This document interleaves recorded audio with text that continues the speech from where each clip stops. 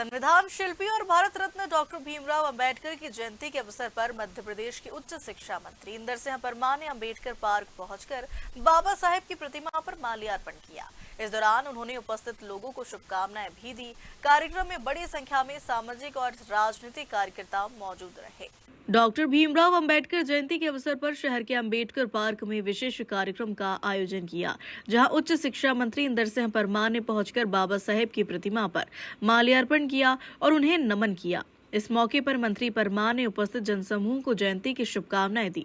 कार्यक्रम में सामाजिक और राजनीतिक कार्यकर्ताओं की बड़ी संख्या में मौजूदगी देखने को मिली। पूरे आयोजन में बाबा साहेब के विचारों को याद किया और उनके बताए मार्ग पर चलने का संकल्प लिया। सभी ब्लॉकों में और अलग अलग जगह पर इस प्रकार से बाबा साहब को श्रद्धांजलि देने के आयोजन सरकार की ओर से चल रहे हैं निरंतर। मैं समझता हूं कि बाबा साहब का जीवन हम सबको भी प्रेरित करेगा और हम सब मिलकर के एक श्रेष्ठ समाज का जो उन्होंने स्वप्न सोचा था उस प्रकार की व्यवस्था में सब विश्वास करते हुए आगे बढ़ेंगे, ताकि हमारे देश पे कई प्रकार की जो विसंगतियां थी देश में उनको हम समाप्त करते हुए और एक अच्छे समाज के निर्माण की ओर अग्रसर हो रहे हैं। तो आइए मिलकर के बाबा साहब के स्वप्नों को पूरा करने वाला समाज निर्माण करने में अपनी भूमिका निभाएं और बाबा साहब के जीवन को हम और जन जन तक कैसे पहुंचाने का काम करें। मैं समझता हूं बाबा साहब के संकल्पों को यदि हम सब निरंतर अपने जीवन में पढ़ने का काम करेंगे तो ज़्यादा अच्छे से बाबा साहब को समझने का हमको अवसर मिलेगा।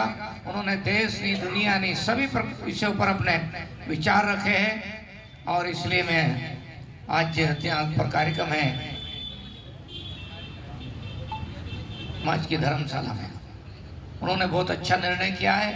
कल परसों मेरे को बता रहे थे कि हम एक लाइब्रेरी निर्माण करना चाहते हैं। मैंने कहा आप लाइब्रेरी बनाइए।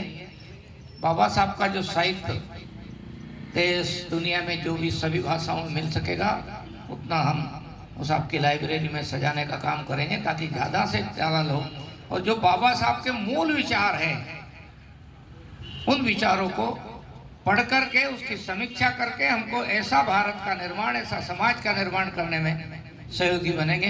एक प्रकार से आज हमको पढ़ने की, समझने की आवश्यकता है। उन्होंने कई दुनिया के मंच पर बहुत महत्वपूर्ण विषय रखे हैं, भारत के संदर्भ में भी रखा है, दुनिया की सभ्यताओं को लेकर के भी उन्होंने अपनी बात रखी है। इसलिए सभ्यता की दृष्टि से देखें तो उन्होंने भारत की सभ्यता को ही सर्वोच्च स्थान दिया है। इसलिए हम सब भारत के लोग अपने उन ऐसे महापुरुषों को, ऐसे पूर्वजों को जिन्होंने भारत को एक दिशा देने का काम किया, हम मिल करके उनके संकल्पों को आगे बढ़ाने का आज फिर से संकल्प लें। यही मेरी सबसे प्रार्थना है। आज के इस पावन पर्व पर सभी बंधुओं को मैं अपनी ओर से शुभकामना देता हूँ, बधाई देता हूँ। बाबा साहब के श्री चरणों में मैं नमन करता हूँ। जय हिंद, जय भारत।